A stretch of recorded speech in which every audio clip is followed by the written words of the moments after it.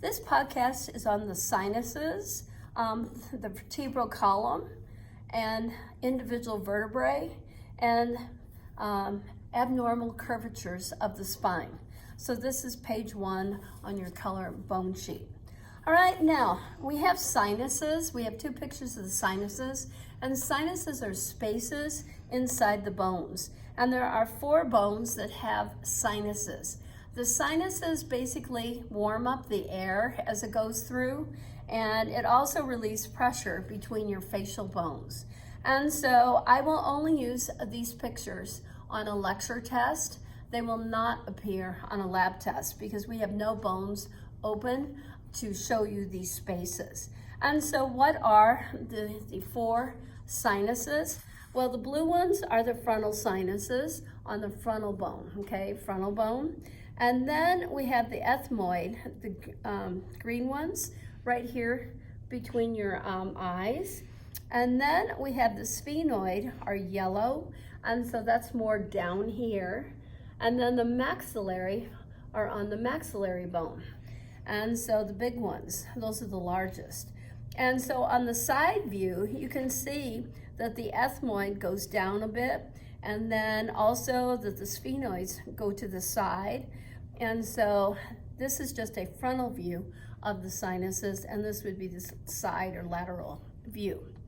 And so you remember the sinuses, physm, F for frontal, E for ethmoid, S for sphenoid bone, and M for maxillary, physm. All right, now we have the vertebral column, okay? And I have it sitting here on the desk. And first of all, it's named for its location. So we have 7 vertebrae that are in your neck area, okay? And these are called cervicals, okay? So each vertebrae has a number. So C1, C2, 3, 4, 5, 6, 7, all right? And so you can sort of tell that this dorsal spine is long, so that's sort of the end of the cervical, if you look at them. The other ones don't have such a long spine. They're very, very small, and this is longer. And then we have the 12 thoracic vertebrae, and these all attach to the ribs because we have 12 pairs of ribs. And then we have 5 lumbars that are your lower back. One's very big, thick, and they have a very wide dorsal spine back here. And so these are the lumbar, and in between each one of these, all of these, we have an intervertebral disc made out of fibrous cartilage that will pad and cushion each one as it moves. And then we come down to the sacrum. This is the sacrum right here, and these are 5 fused vertebrae, 5 fused. And then we have the coccyx hanging on to the sacrum. It is attached because it's fused to the sacrum, and it can be anywhere from 3 to 5 individual little vertebrae, and that is called your tailbone, essentially. And so no cartilage in the sacrum nor in the coccyx. All right, so we'll go back to this here in a minute. And so now some specifics about the vertebrae. So we have them in the neck area, okay? We have them in the rib cage area and the lower back, and then this is in the pelvis area, and then the coccyx is also in the pelvis area. All right, so we have 7, like when you eat breakfast, 7 a.m. We have 12 of these, thoracic 1, 2, 3, 4, 5, and on down through 12. Then we have lumbar 1, 2, 3, 4, 5, lumbar 5. And then we have the sacral, and you can actually see lines, transverse lines here, and you can say sacral 1, sacral 2, 3, 4, and 5. And then the coccyx can also be counted because there are lines between the coccyx. And unfortunately, I just picked one with just 1 coxal bone right there. So that would be coccyx 1, but if there were more of them, coccyx 2, 3, 4, and 5, okay? So 7 cervicals for when you eat breakfast, 12 thoracics for when you eat lunch, and dinner is 5 lumbars at 5 o'clock in the evening, and then a snack, 5 I don't know, 5 a.m. It could be a snack, but anyway, I don't know, the rest of the same. Okay, so going back, we do have other names for the first two vertebrae. And the first two vertebrae right here, the first one, cervical one, is also called the atlas, okay, the atlas, and it moves your skull, it moves your head. And the second one looks like a little turtle. See this projection right here? Looks like a little turtle, and it is called the axis. So this one does not move. So C2 does not move. It's also called the axis, and your head pivots around the axis like the earth has an axis and goes around. And so those are the only alternative names for the vertebrae. So atlas and the axis are cervical 1, cervical 2. All right, now your vertebrae are also have curves to them. And so the 7 cervicals, they push in, and so you can see this side view. And so this is called a concave curve because they're pushing in, and that's concave. Then the thoracics are gonna come and they push back. They're gonna push back because this is the rib cage, okay? And so this is called a convex curve because they're pushing back, making like a hill. And then the lumbars are gonna go back and they go in.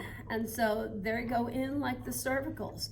And so that's concave, caving in. And then the sacrum is gonna be on here, and the sacrum pushes back. And so this is convex, pushing back like this. And so it'll be attached and going back. So that's a convex curve right there. Now, if we look at a typical vertebrae, all the vertebrae have the same parts to them, but they look different in the different areas. And so what we're gonna do is we're gonna look at this picture of a typical vertebrae. So I'm just gonna take one of the lumbars because they're rather large right here. And so let's look at the specific bone markings for a lumbar vertebrae, okay? This main area is called the body, okay? The body of the lumbar vertebrae, main part. And then it's got a hole here, a hole in the bone, and that hole has the rope going through it, so it's a pretend spinal cord going through. And so what do we call that hole right there? That's gonna be called the vertebral foramen. Foramen means hole. And then on the back of the vertebrae, we have this large projection of bone coming out the back, and that's called the spinous process right here, or dorsal spine or vertebral spine. And so spine-like, it's supposed to be sharp. And then on the 2 sides right here, we have the transverse process. And so basically muscles will be attaching to here so that you can move your spine. And all of these bone markings, muscles will attach to so that you can move different directions. So these are called transverse spines. This is the spinous process. This is the sacral foramen, Now we're gonna look at the sacrum right here for some specific bone markings. So what are you looking for? The transverse lines. These are sacral transverse lines, and if they're on the coccyx, they're coccyx transverse lines, because that's where the cartilage pad used to be, and the cartilage got hard or mineralized, and so it left a line where it used to be before it got mineralized. And so right there, those are the transverse lines, sacral lines. And then on the back of the sacrum, we have this raised area making a crest, and muscles will attach on here, and so that's called the sacral crest. So those are the specific bone markings off of the sacrum, okay? And now the last thing we have is the 3 curvatures of the spine on the sheet. The first one, where the thoracic and the upper lumbars go to the side, it's called scoliosis, okay? And so the vertebrae go to the side. It's more common in girls than boys. And a lot of times going to the side, it makes the nerves get squeezed and puts a lot of pressure on the nerves, and so they create a lot of pain in that area. So a lot of times people have to get a metal rod put right next to the spinal cord to make these vertebrae move over and become straight, and then lessen the pain that they have. And so before they do surgery, they have to wear braces around their abdomen. They also do a lot of exercises to try to move some of those ligaments and tendons and muscles more into straight alignment. And then the second one is called the humpback, and the real name for that is Kyphus, okay? And so it's the thoracic vertebrae that go really, really convex. They really push back. More common in females, especially aging females, when the bones get thinner and the cartilage pads get thinner, and so they sort of compress, and then they lose their curve and make it even worse. They make a bigger convex curve. So that's called humpback or Kyphus. And the last one's very common in athletes, and it's called swayback because the lumbars push too far forward. They become too concave, and so that's called lordosis. And that's very common in males and females, especially athletes, okay? So that's everything on the first page. This podcast will be on the specific bone markings in the bones of the hyoid, the clavicle, the scapulas, and the rib cage. And so we're gonna go over everything on this page of color pictures. All right, so the first thing we're gonna look at is the hyoid bone.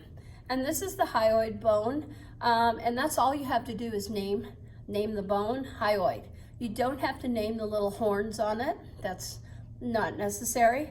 And what does the hyoid bone do? Basically, the hyoid attaches to the tongue root. So it stabilizes the tongue, right? Point of attachment. So now we're done with the hyoid bone. That's it. And next is the clavicle or collarbone. And so what you have to notice about the clavicle is the two heads. And so this is a proximal head, distal head. The proximal head is very thick. It's pretty thick. And the distal head is very thin and flat. And so it's gonna attach like this, okay? And so it will be going in like this and out. And so your big thick end is going to fit into the clavicular notch right here on your sternum, right here. And then this part is going to attach right here, right in front of the acromion process. It'll sit out here, so it forms part of the rotator cuff joint in this area. So again, what do we call these heads? So the one that is closest to the sternum right here, we can call this the sternal head right here. And then the one that's out here, the flat one that's out by the acromion, this can be called the acromial head. And so it's the same thing as proximal head, distal head. And that's all you have to know off of the clavicle. All right, now we're gonna look at the scapula right here. And the scapula is like your wing back there. It looks like a wing. And so the scapula has 3 bone markings on it. So the first one is this large projection coming up and off for muscle attachment. And so this is called the acromion, okay? The acromion, or sometimes it's called the acromion process. So just acromium's fine for us. Name the specific bone marking, acromion. Then we have a little one in front of it, and that's called the coracoid process right here for muscle and ligament attachment. And then the last bone marking is a fossa, scooped out area right here, and that's called the glenoid cavity or glenoid fossa, because the head of the humerus is going to rotate and move in that joint. And so basically, those are the points that you should know about the scapula from both angles. So the acromion, specific bone marking, the glenoid cavity, or fossa, specific bone marking, and coracoid process, specific bone marking. Name the whole bone, scapula, right or left. And so glenoid cavity always goes to the outside. That's how you know which way it goes. All right, now we're done with that. So now we're going to talk ribs and the rib cage. And so here is basically the sternum right here. And the sternum is going to be made out of two pieces of bone. And so the top part of the sternum is called the manubrium, and that's made out of bone, CT. And then the long part, the main part, is called the body of the sternum, this specific area. And so what's another name for the body of the sternum? It's called gladiolus, named after the flower. And then down here, it looks like the state of Michigan upside down.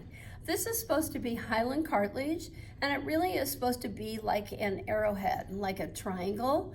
And that's called the xiphoid process, made out of hyaline cartilage, CT. And so all of these three areas make up the entire bone known as your sternum. All right, and then on the top of the sternum, we have this U-shaped notch, and that's called a notch, the bone marking, and its specific name is jugular notch because there's going to be blood vessels behind here called the jugular vein and carotid artery. And so this is called the jugular notch. What are these two notches called on the other side? The clavicles are going to go in these, and so these are called clavicular notches. Clavicular because right and left clavicles are going to go into these notches. So then what else? This is cartilage. This is hyaline cartilage, CT, that's going to actually attach to the ribs. And so the cartilage is called costal cartilage. Costal cartilage is the name for all this hyaline cartilage, CT. And so now we're going to look at the ribs. And so you have 12 pairs of ribs. And we have them laid out like you noticed in your boxes. And you saw these before in lab class. And so I have them numbered on the outside. And so we have 7 true ribs. So these are all the true ribs right here. And they say number 7 is one of the longest ribs that we have in the rib cage. And so the rib cage goes like a diamond shape. So 7 is the longest, and you can see that. And of course, number 1 is the smallest. And so it's very C-shaped, and it's got a flat end, that facet, and it's got a process, a rough end on the other end. And so when these attach, the flat end meets the flat piece of cartilage, and then it will go to the back, and attach to the vertebrae back there. And so that would be number 1. And so like number 4, this would be rib 1, rib 2, rib 3, rib 4. And so then this will go around to the back. And so somebody said, why is it so wide going back? Your lungs are going to be in here, and your heart dead center. Your sternum protects your heart. And so the flat ends meet, the facets, and then the rough end, the process, goes back and attaches to your vertebrae. So basically, the first 7 have a nice C shape to them, a very nice tight C shape right here. And as you go down in the rib cage, like number 6, number 6 is still a nice C, and then number 7 is getting longer, and the C looks like it's getting wider, very wide. And then number 8, 9, 10, 8, 9, and 10 are going to attach to the last 3 pieces of cartilage right here. And so number 1 through 7, these are called true ribs. And why are they true ribs? Because they each have their own piece of cartilage going directly to the sternum, the body of the sternum. And so like this is number 7 right here, and 7 goes all the way straight up to the sternal body. So these are the 7 true ribs, and you just name them rib 1, rib 2, 3, 4, 5, and keep going. And then number 8, 9, and 10, these are called false ribs. And so here are the false ribs, 8, 9, and 10. And then here are 2 more false ribs. And so these are not going to have any cartilage on them, and they are called the floaters. So basically, number 8 is going to attach here and then go back. And so number 8 is going to attach to this piece of cartilage right here. And the cartilage goes up, but it meets with number 7. And so it doesn't have its own connection to the sternum. So 8, 9, and 10 ribs all share a piece of cartilage right here with number 7 going in, attaching to the sternum. And that's why they're called false ribs. And then number 11 and 12. 11 and 12, they have no cartilage attachment, and they're very pointed on the ends, and they're very flat. And so you can see they both are very pointed. And so number 11 and number 12 are called the floaters. All right, so that's our rib cage and how to identify your ribs. And so I think that's everything. We've covered everything on this page for the hyoid, the clavicles, the scapula, and the rib cage. This podcast is on the page with the pelvis and all its specific bone markings. And then there's a little table here comparing a female versus a male pelvis, and talk about that. And then on the bottom, I have baby skulls and their fontanelles, the areas between the bones that have not hardened to allow expansion for the skull. So anyway, we're going to start with these baby skulls first and then finish with the pelvis. So here is a plastic baby skull. And so this is the mandible, which almost looks like, right, the hyoid bone. And so it will be fitting underneath here. And so that's nice. And now there are four areas on the skull here, and I marked them with some Sharpie so that we could see them easier. And these are areas in the suture lines that have not hardened, not mineralized. And so these areas are not hard bone, and this is essentially the periosteum of the bone. The periosteum that goes around, because that's what sutures are. The periosteum, simple squamous, dense reg CT. So this area is the largest fontanelle. This fontanelle, simple squamous, dense reg, and it's non-mineralized, and it's called the anterior fontanelle. Then there's one all the way in the back, the posterior fontanelle. Posterior, which is smaller. And then there's 2 on the sides. This one is the mastoid fontanelle, and this is called the sphenoid fontanelle, okay? And so as the baby is developing, the fetus, most of these are already closed at birth, especially the side ones. The mastoid and sphenoid will be closed upon birth, and the only 2 that are still open and soft are the posterior and the anterior. And so almost within the first couple weeks after birth, the posterior one will close, but the anterior one stays open for a while. And this area will allow for expansion of the bones and also allows for the growth of the brain, so it will not stick to the bones, okay? So those are our 4 fontanelles on our plastic skull, fetal skull. And now I actually have a real human skull right here, baby skull. And so this is a fetal skull. And obviously it didn't make it, but this is the mandible. And you can see the tissue in here that will eventually turn into teeth, okay? And so teeth are modified bones, but they function in the digestive system, so we don't count them in the skeletal system. So what happened to this baby's fontanelles? Well, here's the anterior fontanelle right here, and then the posterior one is already closed. And so it closed too early. And then we have the ones on the side, the mastoid is back here, and then the sphenoid closed too early. And so what happened is the bone actually started growing over another bone. So these are parietal bones, and you can actually feel that this bone, parietal bone, is growing over this one. And then on the sides, bones are growing over other bones. Like back here, occipital bone, the parietal bone is growing over it.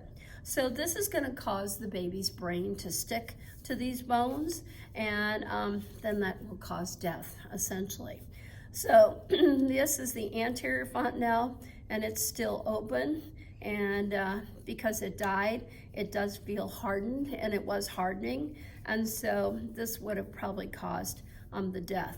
So these areas that look like lumps, lumpy areas, or growths coming out, that's from the pressure of the developing brain inside pushing against the skull because it didn't have enough room to keep growing as fast as it could. So those are called fontanelles, non-mineralized periosteum, and that's made out of simple squamous and dense rec CT. All right, so now we are done with those, and now we're going to look at a pelvis, okay? And so we're going to compare a female versus a male pelvis. And so here it is, right here. And we're going to go over the 3 bones that make the pelvis. And so my hands are on the ilium right here. These are the pubic bones right up on top.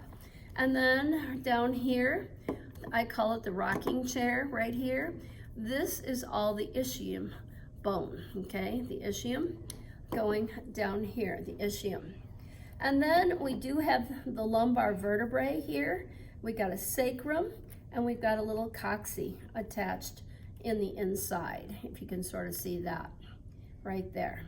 So from the back, we have the lumbar vertebrae, the sacral crest, the sacrum, and here's the little coccyx. So now, what are the specific bone markings that you have to know? Well, first one will be the big obturator foramen right here, obturator foramen, and that allows blood vessels and nerves to go down into your legs, into your femur, and so that's what these are for, right and left. Right here is the pubic symphysis. This is a piece of fibrous cartilage, CT, that's going to hold the 2 halves of the pelvis together. And another name for the pelvis is os coxae, O-S-C-O-X-A-E, os coxae. And so that's another name for the 3 bones of the pelvis. All right, and then over here, we have a big scooped out area of fossa that is called the acetabulum for the head of the femur right there. And then looking in the inside or to the side right here, this is called the ischial spine right in here, ischial spine, okay? And then right here we have a crack, looks like a crack right here and a crack right here. It's like a joint, it is a joint space. And that is called the sacroiliac joint, the SI joint, because it's between the sacrum and the ilium. So sacroiliac joint. And so SI joint for short. And then they call this area right here, this is called the pelvic brim. And so this is the pelvic brim that goes around here. And they can actually measure how wide it is for the developing baby that will be in this area. So this is called pelvic brim that can be measured. So those are some of the specific bone markings. One more right here on the edge of the ilium. Remember, this is called the crest, iliac crest right there. And then we can see the transverse lines if you look in here, but we already did that on the sacrum. And there are some transverse lines on the coccyx on the inside here that you can see really well. All right, so those are some of the features for the pelvis. Now I have another pelvis over here, and so we can compare the 2 between male and female. And so if I sort of stand them up together, the easiest way to compare them is by the pubic arch. And so here is the pubic arch right here and right here. And so if I hold them up a little bit, you can see one is wider and one is much closer together. And so this is the female. This is the female pelvis because the pubic arch is very wide right there. Another thing about a female pelvis is usually her acetabulum is smaller. The ischial spine is flatter, so it doesn't hurt the developing fetus. And also the iliac bone and the iliac crest, they tend to be flared out, pushed back more, so that the baby has more space to play in right there. And so the other thing is if you look at the sacrum and the coccyx, it's pushed back more. So again, it allows more area for the developing baby to float in right there. And then if I look at the guy, look at his pubic arch, very tight. And then his ischial spine, oh my gosh, it's pointed right here. They also have a bigger acetabulum right here. And then their sacrum and their coccyx tucks under. It tucks under. And so this is why guys have flat butts, because literally their muscles are attaching here to the crest, sacral crest, and basically it pulls the muscles under, the gluteal muscles, and so that's why it tends to be flatter. Where girls' sacrum and coccyx is pushed back, so they have a better developed gluteal area, butt area, right? And so those are some of the features there. And then in the book, they also say you can look at the pelvic brim. You can measure the pelvic brim, or you can look in here and you can see that it sort of makes like a heart if you outline it right in here. And so the heart is more straight up and down, but in a girl, the pelvic brim is wider. And if you outline the sacrum and go along the pelvic brim, it's a very wide heart in the inside. So those are some of the features for the pelvis, okay? And so again, one more time, the ilium, right and left ilium. We have the pubic bone on top, pubic symphysis, the fibrous cartilage. We have the ischial bone down here, the ischium, right and left, okay? And then we have the obturator foramens. We have the ischial spines. We have the sacrum and the coccyx. We have the SI joint, sacroiliac joint right there. And then, of course, we have some lumbar vertebrae. And I think that's pretty much the highlights of everything. The acetabulum, I think I got it all. So there you go. And so you can see this also on your sheet, the comparison.